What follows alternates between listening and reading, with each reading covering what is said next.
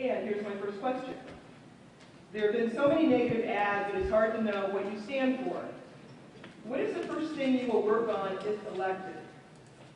And we will start with you, Mr. Renacci, and we go back and forth. If you'd like to respond, you can certainly do that until I stop that debate. And if you'd like me to repeat a question, please let me know. Okay.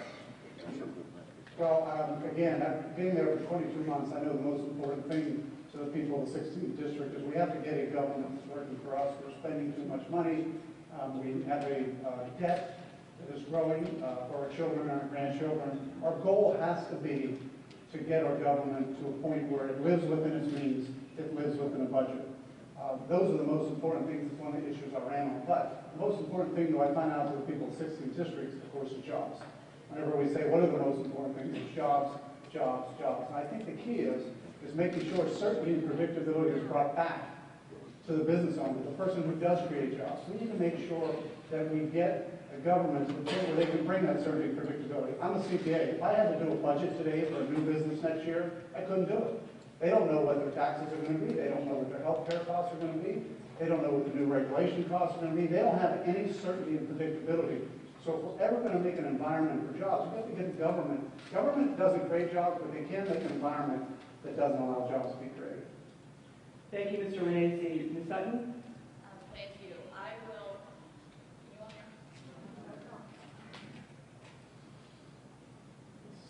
I'm not sure that it's working. Is it working now? Okay. My platform is simple. I will fight for policies that create jobs here at home, fight against policies that ship our jobs overseas, fight for a level playing field for our manufacturers and our workers, stand up and try to encourage and provide incentives to help our small businesses who treat their customers fairly and their employees right, because they are part of the engine of growth. I have been proud to help lead the fight to revitalize the auto industry and strengthen manufacturing. I have a program called the American Jobs First Initiative that I will continue to pursue that would result in jobs right here in Ohio if we use American iron and steel and manufactured goods when we build our infrastructure rather than allowing that to be an open process. When we use taxpayer dollars, I think we should use U.S. materials. Thank you. And again, if you'd like to make any further comments, let me know, or else I will just go ahead on to the next question. Okay? So let's go ahead on to the next question. What will you do to balance the federal budget? What cuts in spending and what increases in revenue? Okay, and we'll start with Ms. Sutton. We're going to go back and forth. Thank you very much. In order to deal with our long-term deficit problem and to get our budget in order, we really have to deal with the jobs deficit that we have in this country. So making smart investments in our infrastructure and strengthening manufacturing, that all makes sense. We also have to make smart cuts while we're at it, because on the job front, you cannot get rid of the long-term deficit issue without people being put back to work and that revenue coming in, and the middle class is the engine of our economy in this country. But on the cut side, we also have to make smart cuts.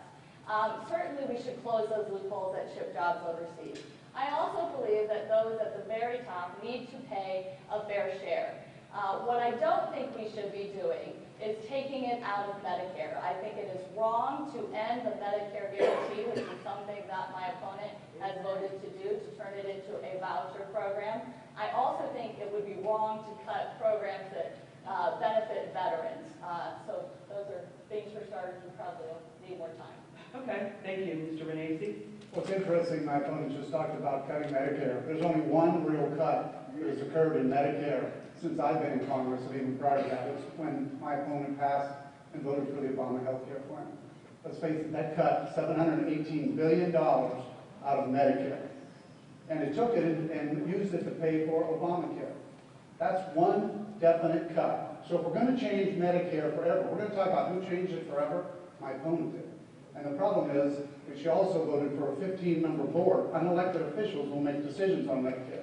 So quite frankly, that's the concern I have, because I believe Medicare needs to be strengthened and be around for all of us in the future. That's a key. But when it comes to jobs, We have to, if we're going to be able to reduce the deficit, it's going to be coming down to jobs, jobs, jobs. But we got to let our job creators, we got to let them know what certainty and predictability is. People always say to me, what does that mean? Well, as a job creator, if I don't know what my taxes are, if I don't know what my health care costs are going to be, if I don't know what new regulations coming down the pipe, I'm not going to create jobs.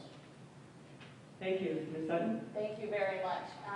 My opponent has just shared things that about Medicare, asserting that I have cut $700 billion out of Medicare, which has been proven. You don't have to just take my word for it, but the PolitiFact check has checked this and has determined that that is a false statement. What was taken out of the money that he's talking about was waste, fraud, and abuse over payments to insurance companies that was taken out and used to shore up, quite frankly, Medicare for a longer period of time. The other issue that he also brought up, the board has also been labeled false by the independent PolitiFact group. The irony of it is, though, that $700 billion cut that he talks about to Medicare was actually in the Ryan Renacci budget that my opponent voted for, but in this instance, it wasn't put back in to shore up Medicare. I have received a 100% record from the Committee to Preserve Social Security and Medicare for my work to fight to say that my opponent has received a zero. Thank you, Ms. Sutton. Mr. Renacci. Well, slice it, dice it, cut it, whatever you want to call it. $718 billion was taken out of the Medicare program. If you're a doctor or physician, you're going to see those cuts. My opponent likes to call it out of services. The problem is, if anybody has provided a service in this room, when you take service dollars away from you, you're going to provide less service. And that's the problem. And there is a committee of 15 people who will make many of those decisions. So we can call PolitiFact, we can do whatever we want. We can slice it, dice it, cut it. When you take $718 billion out of a program, you're cutting it. And when you take it out of providers' dollars, talk to some of your physicians around that are saying, I can't provide service, I can't continue down that path. Slice it, dice it, cut it, it's a cut. And that's what the Obama health care plan did. It reduced Medicare to pay for Obamacare. Okay, we're ready to go into another question? All right.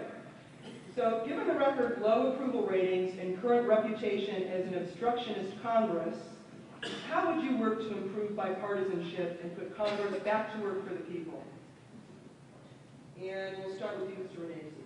Well, thank you. That's a good question. One of the things, I went down to Washington to really get a job done. And what I learned is the other side does have some answers. They have some opportunities. They have some issues. We need to be able to talk to them.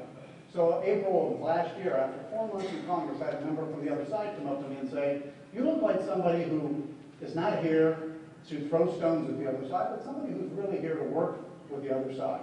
And I said, absolutely, that's my goal. So I met with him, John Carney from Delaware, and we had a breakfast. We turned around and had another breakfast with about 6 of us, and then we had 8 of us, and then we had 12 of us. Now we have 16, 8 Republicans, 8 Democrats that meet on a regular basis. That's true bipartisanship. We have 5 bills out on the floor. One of them, I'm proud to say, was an opportunity to take unemployment insurance and convert it over to training. And I can tell you that that was part of the payroll tax extension that was passed last year. So we've been able to work together. I've shown after 22 months, not only can I work together on the other side, but I can get a number of bills out on the floor. Thank you, Mr. Renacci. Ms. Sutton? Well, I'm proud that since the time that I've been in Congress, I've been able to actually pass legislation. One of the bills, the CARS Act, which was supported by half of the Ohio Republican delegation and passed the House with an overwhelming bipartisan majority. And in fact, that bill I made bipartisan from the very start. It was born of consensus, brought business on board, brought labor on board, brought environmentalists together, and got something done that studies showed was effective. I also have reached across the aisle to pass stop-loss protections for our troops when they were being sent on extended tours of duty beyond their contract terms. I reached out, and both in the House and on the Senate side, to make sure that they were compensated fairly. So those are a couple of the things that I've been able to pass. I've also stood up to both parties to pass ethics reforms to make sure that legislators weren't being unduly influenced by lobbyists, and I'm proud of standing up when necessary. Thank you. As well. One comment I will make, I know my opponent likes to talk about the CARS Act. As many of you know, I was an automobile dealer, and I had to live through the CARS Act, which was the Cash for Clunkers Act. And one of the problems with it, and she's right, she had bipartisan support, a lot of times career politicians don't like to admit they were wrong.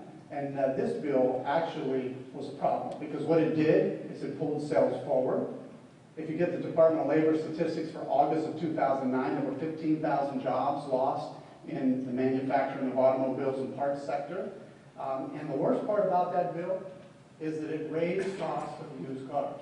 So I always talk about that. The working poor now have to pay 9 to 11% more to buy a used car. And I know I made a comment in the debate about the Wayne County farmers. I want to clarify that. The Wayne County farmers used to use some of those clunkers on their farms. And now they don't have them anymore. Used cars are not available like they were before that program because we had to destroy them. Good, solid used cars were destroyed at a cost to the federal government and a cost to all of us. Thank you. Ms. Sutton? Thank you so much.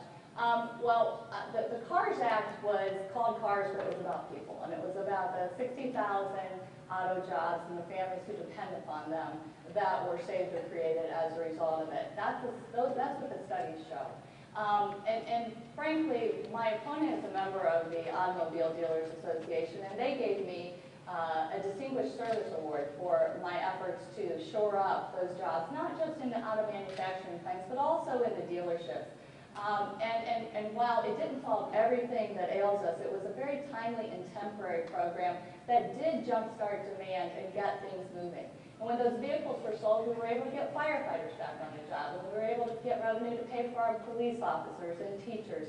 And those are important things, especially at a time when things were in an all-time slump in our auto industry.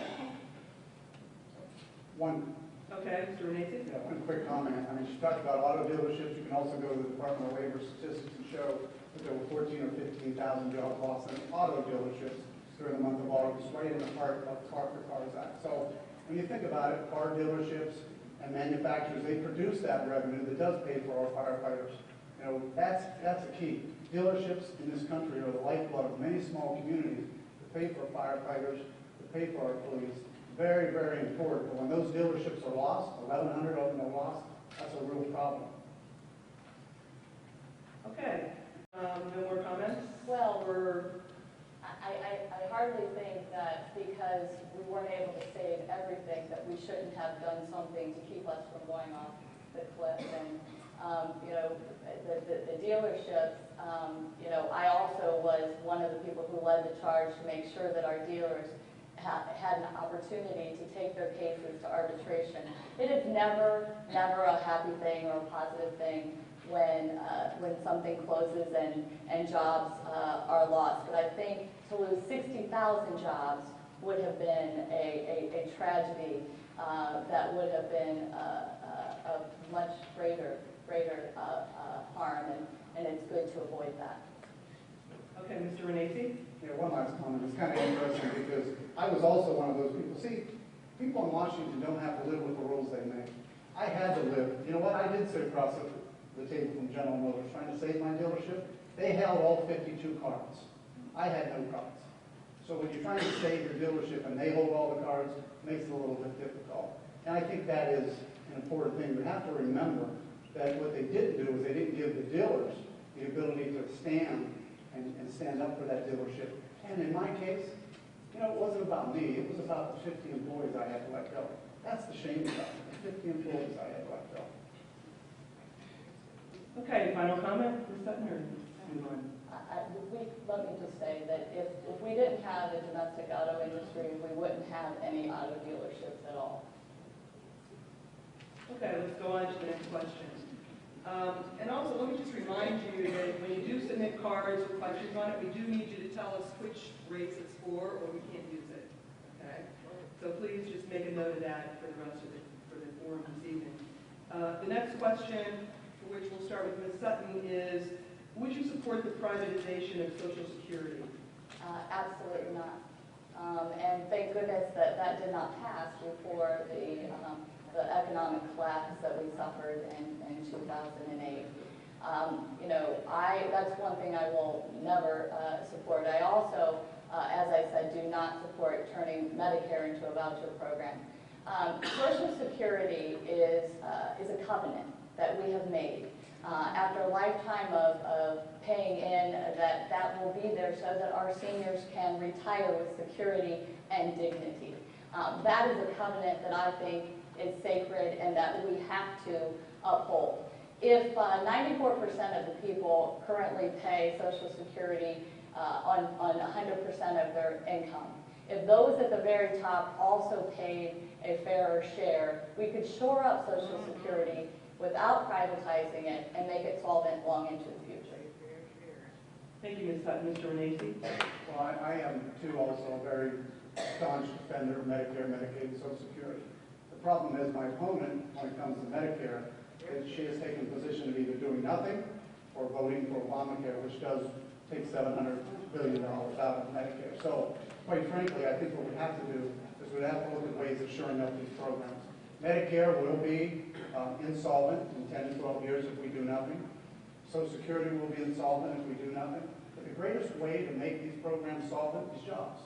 If we get back to the jobs, jobs, jobs, the more jobs we can produce, the more people we're paying in the system, the more solvent the system will be. And that's why we have to create a robust economy that creates jobs, allows business owners to create those jobs that can pay into the system. I don't know why Congressman Renacci continues to say what, even in our debate in Cleveland, the moderator fact-checked him in the middle of it and said that that was determined to be a false statement about cutting the $700 billion out of social or out of Medicare. There are ways that we can strengthen Medicare, and for one way that I support is that just as we have currently allowed, in the case of the Veterans Administration, for the negotiation of lower prescription drug prices for our veterans, right now, because of the influence of the pharmaceutical industry in Washington, there's actually a prohibition against the government negotiating for lower pharmaceutical prices for our seniors through Medicare. I think that is wrong. And if we were to stop that and make sure that the government did negotiate for lower prescription drug prices, that would be a big help in shoring up our system. Thank you, Ms. Sutton. Further comments? Okay, let's go ahead to the microphone. We have a question. If you want to state your name and your question, please. My name is Larry Shute, and on the same subject of privatization, if elected to Congress, how would you specifically protect Pell Grants and federal student loans from being the privatized business of banks and lending institutions so that college students may finish their degrees? Okay, let's start with Mr. Renacci. Well, let's face it, education is important. It's a key. It's one of the things we need to make sure we shore up. We need to make sure that our students have the loans and the ability to borrow money. I think the system needs to be looked at, though, because what I've learned in the last 2 years that some of these loans are being used for things other than education, which is a problem. I mean, I took out a loan. I started out with someone who couldn't afford college. I worked a couple jobs, took out a student loan, but I was only able to use those dollars for education purposes. I wasn't able to use them for other purposes. So we need to make sure that the programs exist, they're strengthened. We also got to make sure that they're being used for the right purposes. And that's a real key and important for me. Thank you, Mr. Renacci. Ms. Sutton? Thank you, and Larry, it's a great, great question. I've been happy as a member of Congress to actually act on this issue. We cut out the middlemen that were being used to give these exorbitant loans and cut the interest rates in half for our students.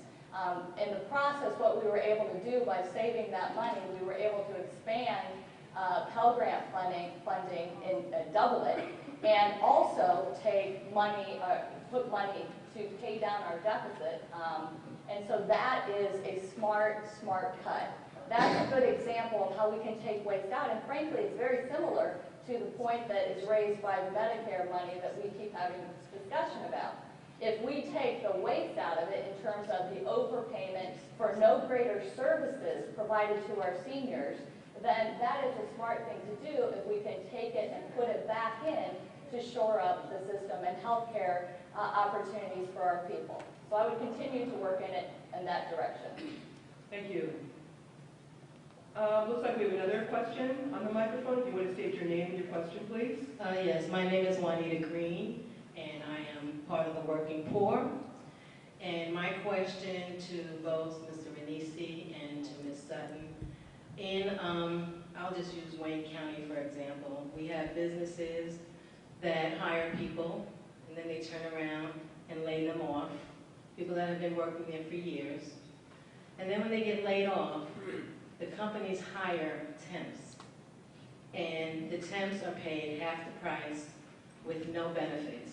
And a lot of times it's the same people who are working on those jobs, making $16, $17 an hour, and then when they get laid off, they have a family, they go to a temp service, and they get hired back in that same job. So what's your question? My question is, what can Ms. Sutton or Mr. Renacci, what do you think can be done to give better wages for the people to work and have more protection?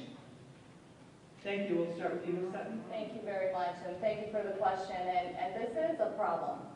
There are a lot of folks out there who are working hard, sometimes 2 and 3 jobs, and still can't make ends meet.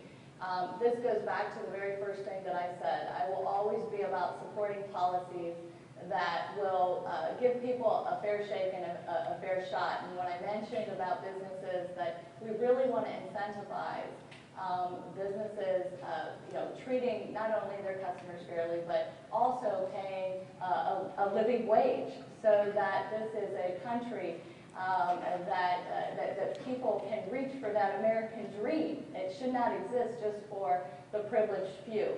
So those are that's the kind of focus that I will always have, and I will evaluate a policy on in terms of how will this actually work? Because we would always rather invest in having people working, right, than having people have to reach out in a different way for help from the government. Thank you. Mr. Renacci? Well, I mean, thank you for your question. And quite frankly, that is an issue over the last 4 years. We have 23 million people looking for full-time employment. We have 47 million people on food stamps, and we have 15 million people in poverty over the last 4 years. That's an increase of 12 million. These are issues over the last 4 years that are concerned to me. It's one of the reasons I ran. It's an issue. It's a real problem. And we need to make sure that there is certainty and predictability in the workforce. I was a business owner for 28 years. I was not a politician. I understand what it means to create a job, but you have to have certainty and predictability. You have to have competition. You have to have job growth. You have to have an economy that's growing. So when people are willing to invest in new employees and have competition for those employees, that drives rates up. You know, the average wage has gone down over the last 4 years. So again, we do have these issues. We need to turn this around. We need to turn the economy around. We need growth better than 1.5%. We need growth in this economy that provides for the economy to keep growing and jobs to come. Again, jobs, jobs, jobs has got to be the key. Thank you, Mr. Renacci. Okay, let's go ahead. You've been waiting for a while with another question at the microphone. Do you want to state your name and your question, please?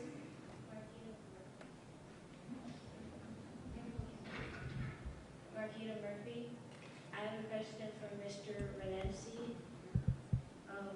Why wouldn't the Republicans pass the bill to repair infrastructures that the president wants that will bring jobs to people? Okay, why don't could you repeat the question? Just get up a little closer to the microphone and repeat it, and we'll have both candidates answer the question. Why wouldn't the Republicans pass the bill to repair infrastructure that the president wants that will bring jobs to people? Okay, thank you, Mr. Renacci. Well, I think the key is that the president has a jobs plan. What we did in the House was we took a look at it. There were some things we agreed with, some things we didn't agree with, and some things in the middle that we could work with him on. The things we agreed with, like some of the trade programs he wanted to do, we passed those. The things that we disagree with, we need to sit down and work. It's not a situation where the president makes a decision and he doesn't have to work with Congress. I mean, one of the concerns I have after 22 months of being there, I'm really shocked that the president hasn't reached out and tried to work more with Congress.